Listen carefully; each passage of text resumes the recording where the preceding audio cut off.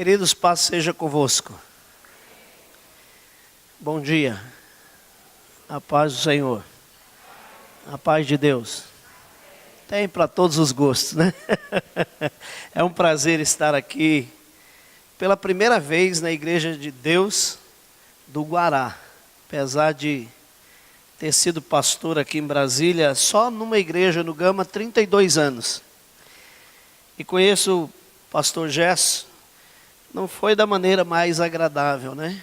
Nós havíamos celebrado um casamento juntos no sábado.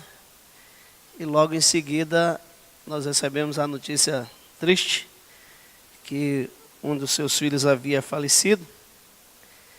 Eu não sei se é uma honra ou se é uma dor poder celebrar um ato fúnebre de um filho de um pastor, né? Mas eu estive lá fazendo a celebração desse ato fúnebre. E a gente, assim, prolongou essa amizade a partir desse dia. E agora eu estou morando no Paraná, ele veio do Paraná e eu fui para o Paraná. Estou há 5 anos ali em Paranavaí, próximo de Maringá. Tem paranaense aqui? Tem? Paranaense? Tem um paranaense ali, 2, 3, tem mais? O filho do pastor é tudo brasiliense? É? Ah, então o pastor não é mais paranaense não, ele já é brasiliense, né? Há muito tempo. Goiano, oxente, goiano, aqui da terrinha, tá bom. Então, dessa forma nós nos conhecemos. E sinto-me honrado de estar aqui com vocês nesta manhã para falar sobre um tema que eu gosto muito. Meu tema será sarando as feridas da alma. Nós estamos vivendo hoje uma onda de suicídio muito grande em Brasília, né? Eu fico assustado. Acho que é raro um dia que eu não recebo uma mensagem de alguém que tenha cometido suicídio aqui em Brasília. E eu vivi essa experiência desagradável. A nossa cidade teve o maior índice de suicídio esse ano. No início do ano, em apenas 45 dias, nós tivemos a média de um suicídio a cada 2, 3 dias. E nós tivemos que fazer uma mobilização. Reunimos todas as igrejas, independente da igreja. Foi católico, evangélico. Reunimos os políticos da cidade, prefeito, o presidente da Câmara, o pessoal da área da saúde. E nós fomos para a rua numa caminhada pela vida. E nessa caminhada pela vida, nós conseguimos zerar o suicídio, graças a Deus. Desde o dia 18 de março até hoje, nós não tivemos mais nenhum suicídio para uma cidade que tinha média de 3 por semana. Então, a igreja precisa se posicionar e dizer: não aceitamos isso, porque o nosso Deus, Jesus Cristo, é o autor da vida. Amém? E nós precisamos pensar sobre isso. E sobre essa questão do suicídio, principalmente aqui está havendo suicídio principalmente entre o pessoal da área da saúde e o pessoal da polícia militar, não é? Militares e área de saúde. E muitas pessoas perguntam: mas o que é isso? Isso é uma doença chamada síndrome de burnout. Talvez você nunca tenha ouvido falar, mas ela é semelhante à depressão, mas não é depressão, ela é mais intensa ainda. E hoje, numa escala de índice de suicídios por esse mal, em primeiro lugar estão os sacerdotes. Tanto é que o Brasil teve um índice altíssimo de suicídio de pastores, né? Depois médicos, depois policiais militares, e aí vai. São pessoas que atuam direto com a comunidade. E existe aquela insatisfação de você dar tanto de si pelos outros e não ser reconhecido. E isso acaba gerando essa síndrome de burnout. Alguns anos atrás, quando eu pastoreava aqui no Gama, eu sei mais ou menos o que é isso. Eu terminava um culto extremamente avivado, deixava minha esposa, os filhos em casa, e eu entrava num carro e saía sem rumo, num vazio, numa angústia que não tinha explicação. Não tinha explicação. Tinha saído de um culto cheio do Espírito Santo, Deus havia se movido tremendamente, mas eu senti um vazio muito louco. E eu dirigia sem enxergar, por muitas horas. E depois voltava para casa, estacionava o carro na garagem e dormia dentro do carro. E você pergunta para mim, mas por que isso? Não sei. É um vazio estranho, que quando a pessoa não busca ajuda, ela acaba cometendo suicídio. E eu procurei um pastor, amigo, psicanalista, e eu disse para ele, cara, eu preciso de ajuda, eu estou para pirar, minha cabeça está confusa demais. E o grande problema é quando as pessoas não têm coragem de pedir ajuda. Vira para a pessoa que está aí do teu lado e diga, nunca sofra sozinho. Busque ajuda. Nós pastores não pedimos ajuda para ninguém. Nós pastores estamos em outro nível e nós não pedimos ajuda. Nós somos super. Nós somos mais do que humanos. E acabamos com os nossos conflitos nos destruindo dia a dia, porque não queremos pedir ajuda. E aí, depois que eu comecei a compreender esse lado humano que todos nós somos, vira para a pessoa que está do teu lado e fala, vou te dar uma notícia boa. Você é servo de Deus, você é cheio do Espírito Santo, mas você é humano. E é isso que nós não entendemos, achamos que estamos acima, sub-humanos, porque temos um Deus na nossa vida. E o fato de Jesus estar em nós, não retirou a nossa humanidade. Os nossos sentimentos, as nossas dores, os nossos traumas, as nossas frustrações, elas estão aí, guardadinhas. E quando eu quis entender isso, eu comecei a estudar psicologia. Na psicologia eu conheci a psicanálise. Eu fiz psicanálise, fiz pós-graduação em psicanálise. E hoje eu estou estudando transtornos mentais graves pela Universidade de São Paulo, a USP. E estudando na Universidade Federal do Paraná sobre pessoas que ouvem vozes, que estão sendo tratados na psiquiatria como esquizofrênicos e não é. Alguns de nós aqui sabem o que é, né? Mas eu não posso falar. Agora não. Hoje eu curso transtorno mental grave pelo Instituto de Psiquiatria da USP e faço também um curso na Universidade Federal do Paraná, porque eu quero entender esse fenômeno, essa coisa extraordinária que se chama ser humano criado por Deus. Amém? E eu queria que você abrisse a Bíblia, porque talvez a gente vai entender alguns conflitos nossos. Enquanto você abre Romanos capítulo 7, já foi apresentado o pastor Daniel, ele é do Rio de Janeiro, está conosco aqui, e o pai dele, o pastor missionário Francilino. Daqui a pouco eles vão precisar sair, porque eles vão viajar, eles vieram para a convenção da Casa da Bênção, né, que terminou ontem. Terminou ontem ou terminou hoje? Terminou ontem à noite, né? E eles vieram para Brasília para participar da convenção, e hoje vieram aqui me dar um abraço, fiquei feliz de vê-los. Se eles precisarem sair, os irmãos não ignorem, porque realmente eles têm que viajar. Romanos capítulo 7, versículo 15. Para mim, se tem alguma coisa que eu acho meio louco, alguém meio perdido, é esse texto bíblico. Quando eu leio, eu tenho para mim que Paulo deveria estar num conflito muito doido quando ele leu isso aqui, quando ele escreveu isso aqui. Ele diz assim: porque o que faço não aprovo, pois o que eu quero fazer não faço, mas o que aborreço, isso eu faço.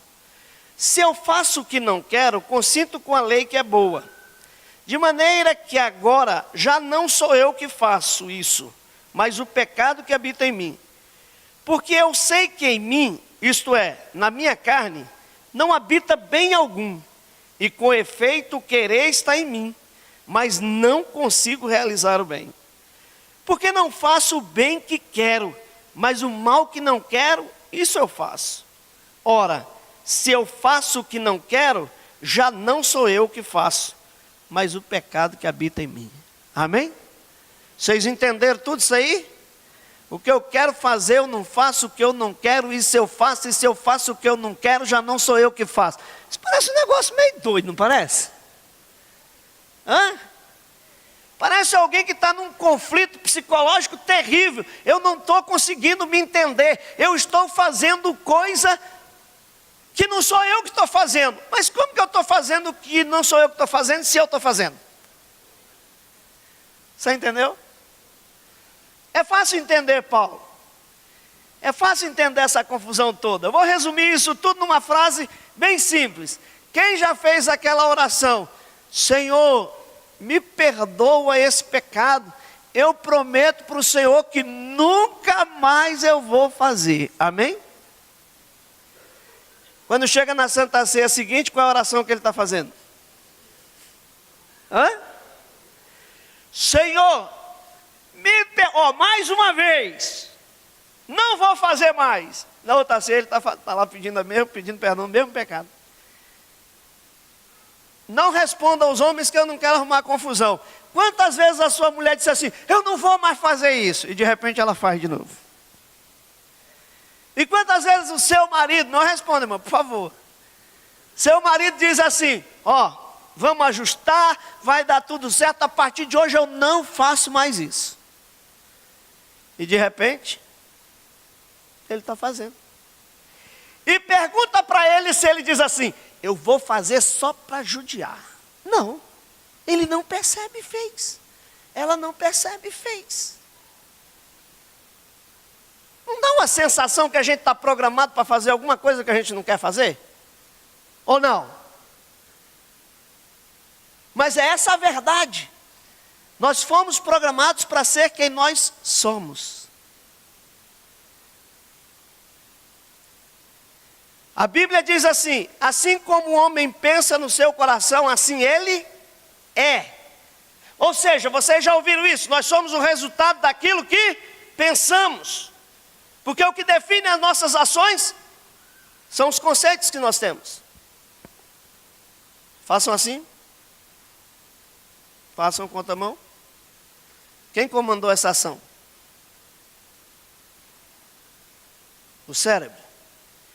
Ou seja, todas as nossas ações têm um comando determinado pelo cérebro. Enquanto o cérebro trabalha, ele vai responder e vai nos levar a ter comportamentos. E sabe o que é interessante? O caráter do ser humano é formado de 0 a 6 anos. Esse é o conceito da psicologia, da psicanálise, da neurociência. O seu eu, o seu caráter, quem define você como pessoa, foi formado do 0 aos 6 anos. Daí para cá, você adquiriu conhecimentos, você adquiriu informações, mas para quem tem filhos, guarde isso. Os 6 primeiros anos de vida vão definir quem você vai ser lá na fase adulta. E hoje eu tenho uma clínica, meus pacientes são 90% evangélicos, e eu fico assustado com as crises que os meus irmãos estão passando. Mas quando a gente vai para o divã, a gente descobre coisa na vida deles que nem eles imaginavam. E sabe o que é engraçado?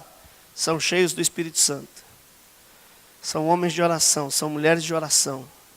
Mas eles carregam seus traumas e as suas histórias que vêm lá da família, da casa do pai e da mãe. Nós temos um slide aqui atrás, e vocês vão ver aqui alguns dados interessantes. Porque Salomão disse, ensina a criança o caminho que deve andar, e quando envelhecer, não se desviará dele. Porque a fase da infância é a fase mais importante de todo ser humano. Você absorve mais informação numa velocidade assustadora de 0 a 6 anos, é uma coisa extraordinária. É como se fosse um computador novo que não tem dado nenhum e de repente você começasse a carregá-lo de informações e ele consegue processar numa velocidade assustadora. Mas quanto mais informação, ele vai começar a ficar mais lento, né? Porque ele está sobrecarregando a sua memória. Mas quando ele é novo, ele carrega numa velocidade tremenda. Assim é a mente do ser humano. E a primeira infância de 0 a 3, 75% do caráter está formado. E de 3 a 6, mais 25%. Com 6 anos de idade, você já tem o seu caráter definido, totalmente definido. Isso quer dizer que a nossa vivência familiar é a fase mais importante da formação do caráter de um ser humano. Por que razão vocês acham que os movimentos que estão querendo mudar conceito de família, querendo mudar essa formação padrão que a gente tem, por que eles querem fazer isso? E principalmente trabalhando as crianças, porque é a fase em que o processo de formação de conceitos é mais rápido e mais contundente. E sabe o que é interessante? Que no consultório nós temos um período chamado anamnese, que é um procedimento de entrevista.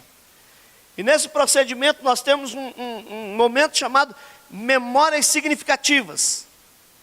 E quando nós buscamos memórias significativas, sabe o que é assustador? Até os 5, 6 anos de idade ninguém lembra de nada. A única lembrança que tem é alguma brincadeira, alguma situação assim. Agora, eu pergunto, se o nosso caráter é formado de 0 a 6, por que a gente não lembra nada dessa fase? Tente lembrar alguma coisa de 0 a 6 anos para ver se você lembra. Você vai perceber que você não lembra quase nada. E se tiver memória, é alguma brincadeira, mas significativo, que defina você como pessoa, não tem. Ou seja, o período de formação do nosso caráter, nós não sabemos como foi. Nós só vamos descobrir isso numa outra fase já adulto, quando os nossos comportamentos começam a se firmar. E aí, a gente vai descobrir por que a gente está agindo de determinada forma que nós não sabemos. O importante de tudo isso é entendermos o ser humano. Quantos aqui têm alma? Alma. Quem sabe aqui o que é alma?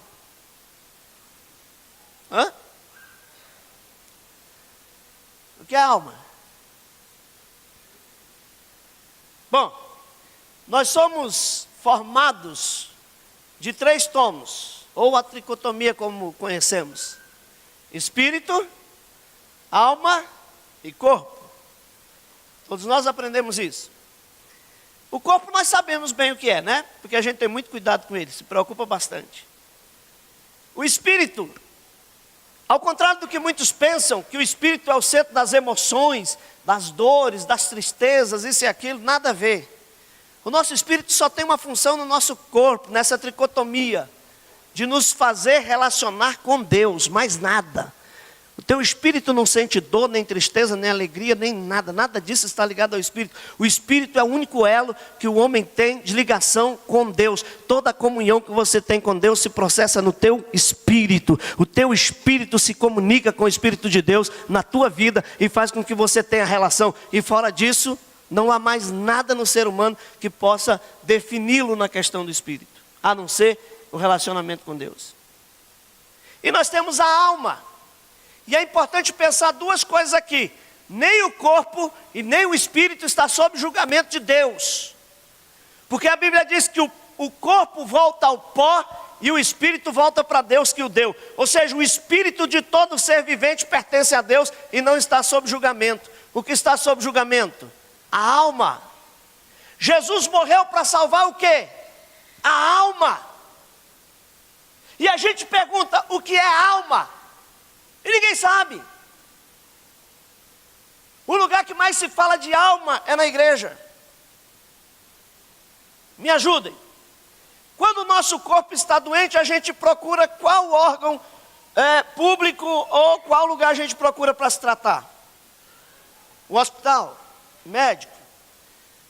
Quando a nossa vida espiritual está mal, aonde a gente recorre para buscar ajuda? Na igreja. E quando a alma está mal, onde a gente vai?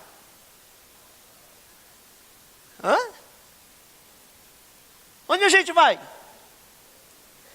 Alguém falou psicólogo. Gente, Jesus morreu para salvar o quê? Então onde é o lugar que se deveria tratar a alma?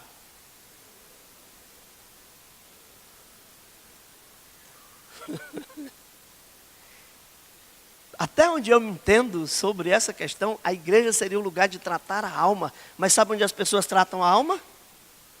No psicólogo, no psiquiatra, no psicanalista. Hã? Se Cristo morreu para salvar a alma do ser humano, o lugar de tratamento da alma tem que ser aqui e não em outro lugar. Mas sabe o que acontece? A maioria dos homens que sobem nesse altar nunca foram tratados na sua alma, foram tratados na sua vida espiritual. E eu posso dizer para vocês que a igreja no Brasil espiritualmente vai bem, obrigado. Você entra no culto e o povo é cheio do Espírito Santo, e o povo é cheio de poder, e o povo é cheio da graça de Deus. Mas quando chega em casa, eles vão chorar, cheios de angústia, de tristeza, de ansiedade, de depressão, de coisas que nós não imaginamos. Eu nunca pensei que isso fosse assim. Eu fui pastor mais de 36 anos e nunca consegui entender algumas coisas que hoje eu consigo entender, porque eu sempre vi o homem 100% espiritual e esqueci que o homem é humano. Nós espiritualizamos os homens e tiramos a humanidade dele, porque passaram a servir a Deus. Sabe qual é o conceito de alma que nós temos? Vamos imaginar aqui o conceito de alma que se tem. Esse aí é o conceito de alma que a gente tem. Quando a gente fala em alma, a gente imagina assim uma... Vou usar uma linguagem mais moderna, que vamos dizer assim, uma projeção do eu, né? Vocês estão vendo aí uma imagem de uma projeção de uma pessoa saindo do corpo dela, correto? E aí, lá em 1 Reis, capítulo 17, versículo 21 e 22, diz assim: então se estendeu sobre o menino 3 vezes e clamou ao Senhor, dizendo: ó Senhor Deus, faze que a alma desse menino torne a entrar nele. E o versículo 22 diz: e o Senhor ouviu a voz de Elias, e a alma do menino tornou a entrar. Então a imagem que a gente faz de alma é isso aí, ó, um holograma, né? É um holograma, uma projeção da pessoa saindo de dentro dela. Por isso que as pessoas falam de alma penada. Alguém assistiu o filme Ghost, O Outro Lado da Vida? A ideia que se tem de alma é aquilo ali. É uma pessoa que sai de dentro do corpo dela e fica vagando por aí, né? Inclusive tem até crente que tem medo de alma penada, né? Eu já vi crente: eu não passo perto de cemitério porque eu tenho medo, está cheio de alma ali. Não tem alma ali, irmão, é só o corpo e é pó, né? Aí eu vi uma alma penada. Vai ver que a alma deve ter pena, né, para ser penada, porque não existe isso, irmãos. Esse conceito de alma é um conceito espiritualizado, porque o conceito de alma é totalmente diferente. Você vai observar uma coisa: esse é o real, o que é a alma. A alma é um compartimento do cérebro onde ficam alojadas informações. Vocês estão olhando para mim, vocês estão pensando, vocês estão ouvindo, tudo que você está fazendo, tudo que você está vendo, isso aí é a sua alma, o seu eu verdadeiro. É um sistema de processamento de informações. Isso é a alma, um compartimento do cérebro onde se alojam informações, onde a gente absorve todo o conhecimento e define quem nós somos. Agora nós temos aqui o que é o cérebro, é a parte visível. É a parte que a ciência estuda. Vamos passar. E o que nós temos aqui agora? Os neurônios, que são os responsáveis por buscar as informações da alma e processá-las no cérebro para definir o nosso comportamento e as nossas atitudes. Então veja. Deixa eu passar um slide aqui que vai ficar mais fácil para você entender. Vamos lá. Aí, pronto, é isso aí. Vocês estão vendo aí o cara botando um chipzinho na cabeça? Esse chipzinho aí, esse cartãozinho, na verdade não é um chip, é um cartão de memória. A alma é isso. É um compartimento de memórias. Ou seja, tudo que você vê, você tem uma memória visível. Todo cheiro que você sente, você tem uma memória do olfato que grava isso. Tudo que você ouve, você tem uma memória auditiva, você tem uma memória que grava tudo. Você já percebeu quando alguém liga para você, você já conhece a voz pelo telefone, não é? Ninguém precisa falar quem é, se você, do seu conhecimento, se você já ouviu essa voz, o seu cérebro processa rapidamente e diz, é fulano que está falando. Quem gosta de café aqui? Essa informação que você sente, esse cheirinho que você sente, é uma memória. Que quando você sente o cheiro do café, você já identifica, é café.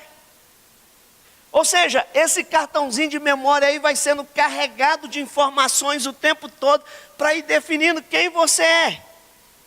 Então a alma, ou memória, ou mente, é a área onde está alojado todos os nossos conceitos, tudo que nós vimos, tudo que nós ouvimos, tudo que nós aprendemos, está aí dentro, está na alma, que nos define como somos e quem somos. E quando essas informações estão alojadas, os neurônios têm a função de extrair essa informação e fazê-la se transformar em conceitos e ação. Então as informações que eu alimento a minha mente definem quem eu sou. Amém? Fala comigo, as informações que eu alimento a minha alma definem quem eu sou. Ok? Na teologia, nós vamos aprender a definição de alma, corpo e espírito. O espírito é uma sobreparte imaterial do ser humano que proporciona um canal de comunicação espiritual entre Deus e o homem. A alma é uma sobreparte imaterial do ser humano que dá funcionalidade e comando ao corpo. Dá o quê? Funcionalidade e comando, ou seja, define o que eu faço. E o corpo é a parte material do ser humano formada pelos mais variados elementos químicos advindos do pó da terra, transformados em células, ossos, carne, sangue, que proporcionam um canal de comunicação com o mundo externo. Ou seja, vocês estão me vendo? Se eu não tivesse corpo, vocês me viam? Não? E se eu vier pregar no espírito aqui, vocês vão me ver? Eu já vi irmão dizer assim, pastor, eu não estava no culto hoje em pessoa, mas estava em espírito. Eu não vi ele lá do mesmo jeito. Amém? O que nos faz interagir com o mundo físico, matéria, é o corpo. Só dessa forma é possível a gente se relacionar com o mundo. Tá? E aí, quando nós nos convertemos ao Evangelho, nós já vamos para o Evangelho com uma gama de conceitos, de formação. Já saímos da nossa casa com os nossos conceitos formados. Quando a gente conhece Jesus, nós já temos um caráter definido de 0 a 6. E quando a gente se converte ao Evangelho, apenas 2 conceitos nossos são mudados. O conceito de Deus e o conceito de pecado. Uma pessoa quando vem para o Evangelho, Deus para ele é impessoal e sem importância. Ou seja, não importa, ele pode acordar de manhã e cuidar da vida dele se Deus está presente ou não está. Ele não tem nenhum conceito de Deus, ele ignora isso completamente. Quando a pessoa aceita Jesus, Deus passa a ser real, amém? Tudo que ele faz, ele está pensando se isso agrada a Deus, se não agrada a Deus. Levanta de manhã, faz oração, vai comer, faz oração, vai dormir, faz oração. Ou seja, Deus passa a ser muito pessoal na nossa vida. A segunda coisa é o conceito de pecado. Quem não conhece Deus, pecar para ele é natural. Ele não faz nem conta do que é pecado, queridos. Isso é tão assustador, essa ideia. Se você pegar um casal, dois gêmeos, e colocar um criado com uma família com princípios cristãos, e um criado com uma família de, vamos dizer assim, de homicidas. Aquela pessoa que tem princípio cristão, qualquer coisa para ele está errado. Aquele que é homicida, ele cresce numa família homicida, ele mata uma pessoa friamente, sem nenhum sentimento de culpa. E para ele é normal. E você pergunta, como matar alguém pode ser normal? Simples, o meio que ele foi criado foi vendo e vivendo aquilo. Então o caráter dele é formado dessa forma. Nós não conseguimos entender porque existe tanta frieza em muitas pessoas, mas a formação dela define essa frieza que ela tem. E quando Deus entra na nossa vida, o conceito de pecado começa a ter um significado para nós. Mas o nosso caráter continua intacto. Amém? O caráter não muda. Porque essa mudança do caráter foi formado num período longo de tempo, de 0 a 6, que você nem conhece. Às vezes eu fico vendo algumas conferências que tem, os caras botam assim, uma chamada: Deus vai mudar o seu caráter. Gente, como é que se muda o caráter de uma pessoa se nem ela lembra como é que isso aconteceu? Para você entender essas repetições, quem tem filhos homens aqui? Filhos homens. Quem já viu o seu filho calçando o sapato do pai, vestindo a roupa do pai? E você pergunta para ele, quem ele é? Ele fala assim: eu sou meu pai. Essa é a primeira demonstração da repetição de comportamento familiar. É a imagem que ele tem. E pior, quando crescer, vai ficar igualzinho o pai. Quem tem filha aqui, filha? Já viu a filha usando o batom da mãe? Faz aquela melequeira todinha na cara? E ela acha que está parecendo com a mãe. E veste o sapato da mãe. Outro dia eu vi um barulho lá em casa. Eu falei, será que tem fantasma andando dentro de casa? Que barulho é esse? A minha filha com o sapato da mãe que não cabe no pé dela. E ela andando dentro de casa. Com a roupa da mãe, com o batom da mãe. O que ela está fazendo? Ela está reproduzindo aquilo que ela vê. O que ela vive. Então eu vou dizer para os homens que estão aqui. Quando você, os solteiros, casados já era. Quando você for casar com uma moça, conheça a sogra primeiro, porque você está casando com ela. Vai ser igualzinho. Pode prestar atenção. E tem muitas mulheres que falam assim para o marido: você está agindo igual ao seu pai. É isso mesmo, é o pai dele. Ah, você está agindo igual a sua mãe. Você esperava o quê? Quem formou o caráter dela dentro de casa? Foi a mãe. Então o caráter está intacto. Gente, isso é tão sério. Quer ver uma coisa? Vocês já viram pessoas chatas que se convertem ao Evangelho? Elas continuam chatas. Elas só mudaram o ambiente, mas na igreja elas são chatas. Chatas. Você já viu pessoas que são fofoqueiros quando são lá do mundo? Quando vêm para a igreja,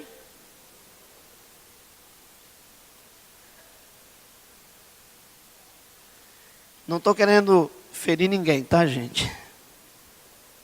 Você já viu pessoas dominadoras?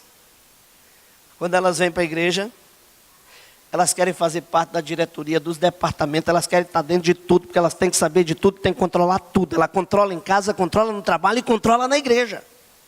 A pergunta é, se Deus muda o caráter, por que as pessoas continuam com as suas mesmas atitudes? Elas podem não adulterar, não mentir, não roubar, mas elas são dominadoras, fofoqueiras, encrenqueiras, continuam do mesmo jeito. Por quê? Por que não mudou o seu caráter? Por que a sua personalidade não sofreu uma alteração imediata, já que Deus entrou na vida dela? Porque o caráter está intacto e inviolável.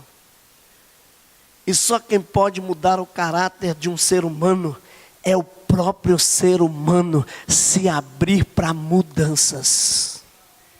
Deus não invade o teu caráter e faz de você um marionete. Ele não bota uma cordinha em você e diz assim: agora você vai ser santinho, e você vai andar assim, e você vai fazer assim, e você só vai fazer o que eu quero, e você só vai fazer o que eu mando. Não, Deus não faz isso. Tanto é que você continua fazendo tudo que você quer. Quando o irmão falou de dízimo aqui, teve irmão que falou: o sangue de Jesus tem poder na minha vida. Está amarrado, repreendido. Se Deus tivesse domínio sobre a tua vida, tu dizimava com alegria, e você não faz. E por que isso não mudou? Porque isso é um processo.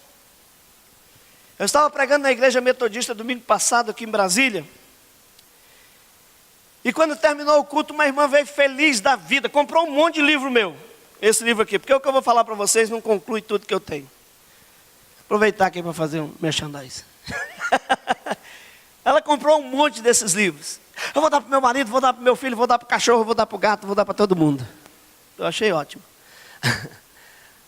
Aí ela virou para mim e falou assim: pastor, se eu tivesse ouvido o que eu ouvi hoje, há mais tempo a minha vida tinha sido diferente. Eu falei: não, não tinha. Porque o que muda a minha vida não é o novo que eu ouço, é a predisposição de abrir mão do velho, e isso ninguém quer. Sabia? O caráter de um ser humano muda quando ele diz assim: eu entendo que eu sou chato, eu preciso mudar. Se eu não puder fazer isso por mim mesmo, eu vou buscar ajuda, mas eu vou mudar. Aí sim. Eu reconheço que eu sou dominador, eu quero mudar e eu vou buscar ajuda porque sozinho eu não consigo. Aí sim, mudança de caráter.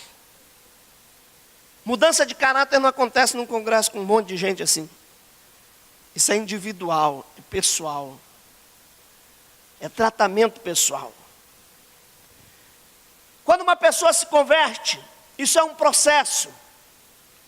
A conversão não é meramente algo que acontece da noite para o dia, mas um processo um pouquinho demorado.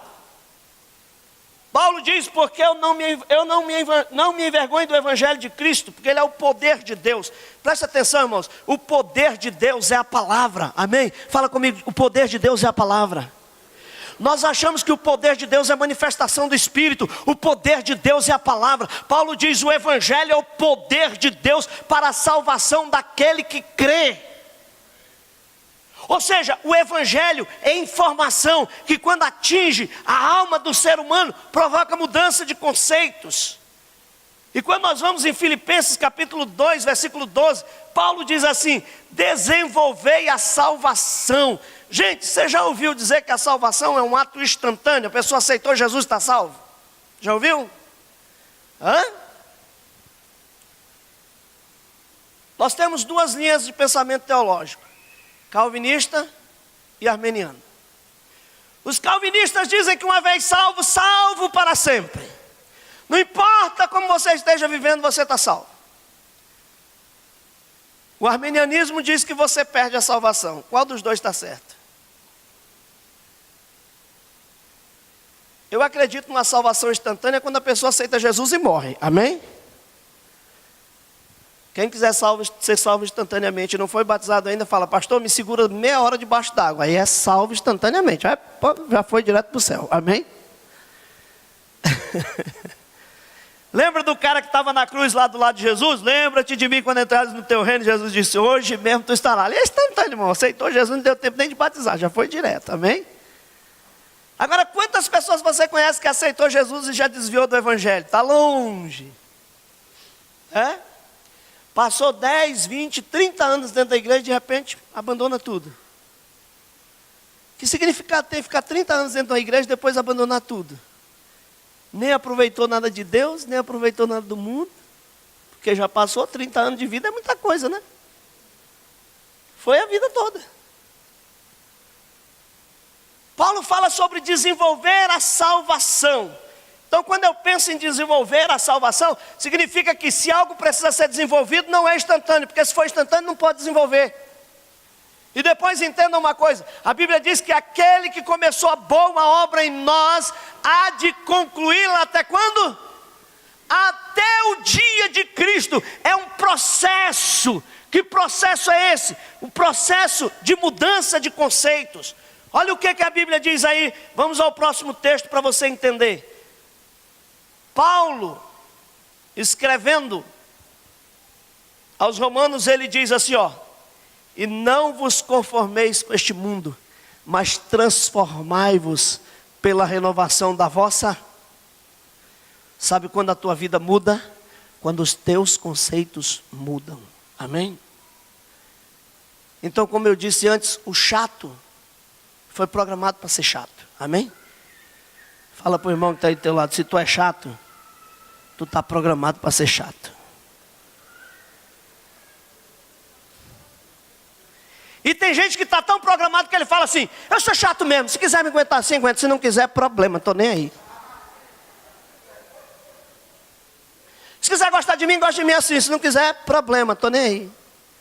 Ele está consciente que ele foi programado para ser daquele jeito e ele assume essa programação, né? Quem quiser me aceitar, me aceita do jeito que eu sou. Já ouviram isso? Dentro da igreja não, lá fora, né? Hã? Já viu isso dentro da igreja? Eu costumo falar que isso é chamada síndrome da Gabriela. Conhece a síndrome da Gabriela? Eu nasci assim, eu cresci assim, eu vou ser sempre assim. Gabriela, pronto. Né? Paulo diz assim, ó, não vos conformeis com este mundo. Querido, a expressão conformar aí, ela deriva de duas expressões, conforma ou assumir a forma. Sabe o que Paulo está dizendo? Não assuma a forma do mundo, mas seja transformado pela renovação da vossa mente, amém? Ou seja, mude os seus conceitos, a sua vida só muda quando os seus conceitos mudam. E aí, nós vamos entender exatamente o que nós já colocamos aqui sobre o cartãozinho de memória.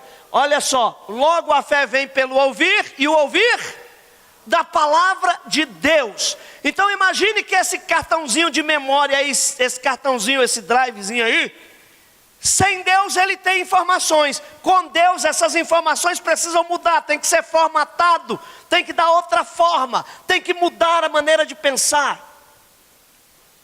E aí a Bíblia diz que a fé vem pelo ouvir. Ouvir é informação, amém? Fala comigo, ouvir é informação. Tudo que eu estou falando aqui vocês estão processando. Uns estão concordando, outros estão discordando, outros estão dizendo que eu sou doido. Não mais do que você, mas sou. Isso é o quê? Você está processando essas informações. A palavra de Deus, o Evangelho, é informação. E essa informação não alcança outro lugar na vida do homem, senão a alma, o intelecto, a mente. E quando eu deixo a palavra de Deus mudar esse conceito, então o que acontece? Eu começo a processar uma nova ideia. Então eu preciso pegar esse cartãozinho de memória cheio de informação errada e recarregar ele com um novo conceito, um conceito de Deus, a palavra de Deus, o princípio de Deus, o querer de Deus, o andar de Deus, o viver de Deus, o ser de Deus na minha vida. Se eu quero mudar a minha vida, queridos, isso não significa que eu tenho que estar cheio de poder e pular para cá e cair para lá, porque isso também faz parte. Nós temos dois campos na nossa mente importantes: o campo da emoção e o campo da razão. Nas pessoas mais focadas de fé, a palavra de Deus atinge o campo da razão e muda o conceito. Nas pessoas mais emocionais, a palavra de Deus vai para o campo da emoção e ela se dilui, não provoca mudança. Porque as pessoas emocionais tendem a levar para o emocional. E aí quando elas estão vivendo um momento de experiência, e eu não quero que você confunda o que eu estou dizendo, pelo amor de Jesus, queridos. Mas toda pessoa que pula, cai no chão, vira de cabeça para baixo, elas são extremamente emocionais, porque elas permitem que a palavra atinja o emocional dela. E aí o que acontece? Ela pula, cai, sapateia, tudo. Isso quando não olha para trás para ver se tem alguém.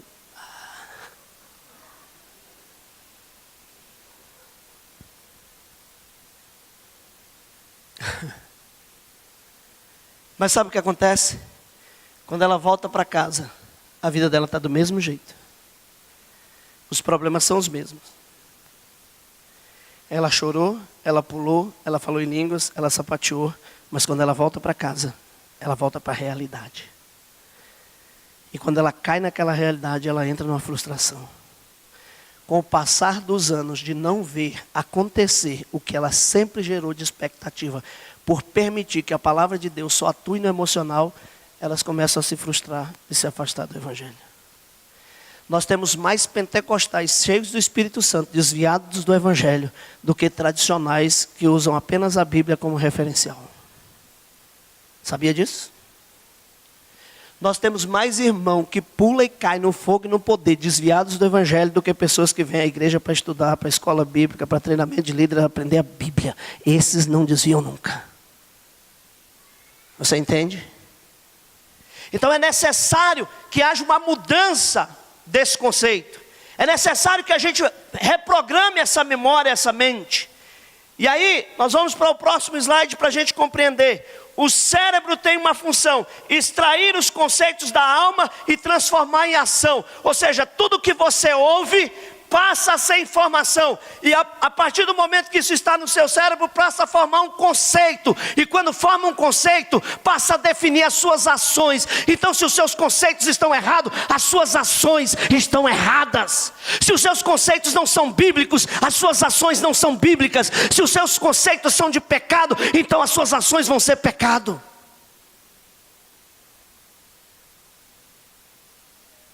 Jesus disse uma coisa interessante: porque do coração procedem os maus pensamentos, homicídios, adultério, prostituição, furtos, falso testemunho, blasfêmia.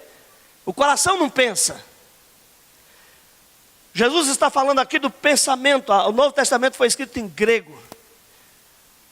O pensamento socrático platônico, que defendia que o centro das emoções era o coração. Então você vai ver Jesus dizer: por que arrazoais nos vossos corações? Né? A boca fala do que o coração está cheio. Esse entendimento era o entendimento da época de que o centro das emoções da razão era o coração. E apesar de Jesus saber que não era porque é Deus, Ele não passa um entendimento diferente para que não confunda a mente das pessoas. Mas quem hoje sabe qual é a função do coração? Só uma: bombear o sangue e oxigenar o cérebro. Essa é a função do coração. Aí tem gente que fala assim: ai, meu emocional está muito abalado, está afetando a minha mente. Não, toda a reação do ser humano é da mente para o emocional e não do emocional para a mente. Tudo que nós sentimos e todas as nossas reações nascem aqui e refletem nos nossos comportamentos. Então isso faz mais claro o texto que diz que nós somos aquilo que pensamos. Sobre desenvolver a salvação como informação, olha o que Paulo diz: desenvolver a vossa salvação com temor. Desenvolver a salvação significa aumentar as faculdades intelectuais, expandir o conhecimento. Ou seja, quanto mais conhecimento de Deus você tem, mais você expande a sua perspectiva de Deus. Quando Paulo diz transformai-vos pela renovação da vossa mente, dos vossos conceitos, ele diz assim: para que experimenteis qual seja a boa, perfeita e agradável vontade de Deus. Eu só vou viver a plenitude de Deus na minha vida quando eu viver a plenitude da palavra de Deus na minha vida. Nós muitas vezes rejeitamos a palavra de Deus. Isso é comum. Você chega numa igreja que tem culto de cura, de libertação, de milagre, está cheio de gente. Vai numa reunião de estudo bíblico, tem meia dúzia. Você entende porque tem tanta gente frustrada na fé? Consegue cura, consegue libertação, mas a vida espiritual não vai para frente de jeito nenhum. Porque as suas faculdades mentais estão bloqueadas para os conceitos reais do projeto de Deus. Pedro escrevendo na segunda carta 3,18, ele diz assim: antes crescei na graça e no conhecimento de nosso Senhor Jesus Cristo. Precisamos crescer nesse conhecimento da palavra. Depois, Jesus disse assim: examinai as escrituras, porque julgais ter nelas a vida eterna, e são elas que de mim testificam. Amém? Quem gosta de ler a Bíblia aqui, diga amém. Amém. Eu sei que você não vai ter coragem, mas vira para a pessoa que está do teu lado e fala assim: nunca mais leia a Bíblia. Falei que você não tinha coragem. Jesus mandou alguém ler Bíblia. Jesus mandou alguém ler Bíblia. Ler Bíblia é fácil.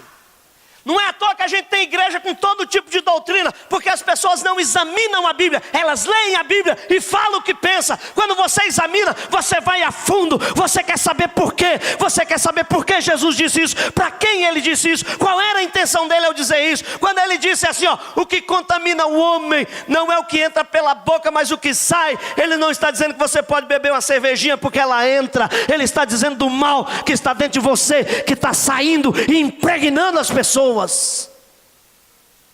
Não, eu prefiro usar isso para tomar uma cervejinha e dizer: a Bíblia diz que o que contamina é o que sai, não o que entra.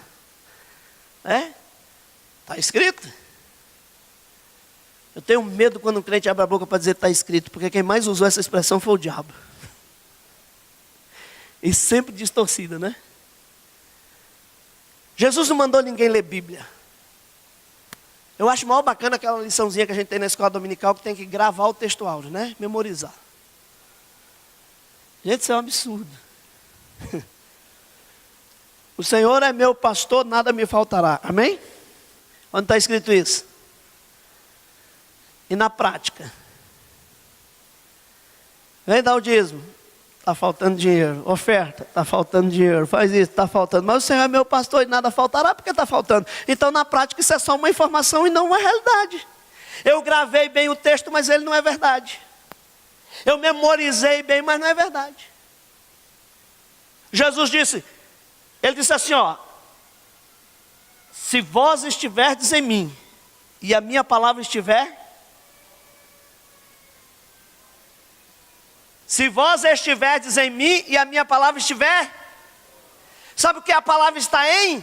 É a palavra mudando a minha vida. Ela está fazendo parte de mim. Eu estou vivendo isso, é uma realidade. Não é uma informação, mas é um fato concreto. A palavra de Deus faz parte da minha vida. Aí sim eu estou mudando os meus conceitos. João 15:3 diz: vós já estáis limpos. O que muda a vida do homem? A palavra, irmãos. A palavra. Você pode ser cheio do Espírito quanto você quiser. O que muda a nossa vida é a palavra. Porque é ela que muda os nossos conceitos. E os nossos conceitos definem as nossas ações. Quando eu fico lendo a carta de Paulo aos Coríntios, e a igreja de Coríntios era a igreja que tinha todos os dons espirituais. Mas não existe uma igreja mais podre do que aquela. Eles tinham todos os dons. Mas ele tinha irmãos que eles iam para os banquetes e comiam até dizer chega, depois eles iam num lugar escondido assim, ó. Eu enfiava o dedo na garganta e voltava para comer mais. Que espírito é esse, irmão? Paulo diz assim, ó, eu tenho que vocês têm um problema sério aí. Tem um membro da igreja aí que está tendo um relacionamento sexual com a madrasta. Com a mulher do seu pai. O que você pensar de podre, Paulo relata sobre a igreja de Coríntios. E o que você pensar de dom espiritual, Paulo relata sobre a igreja de Coríntios. Então, se o poder transformador é unção, por que as pessoas são cheias de unção e são os que mais...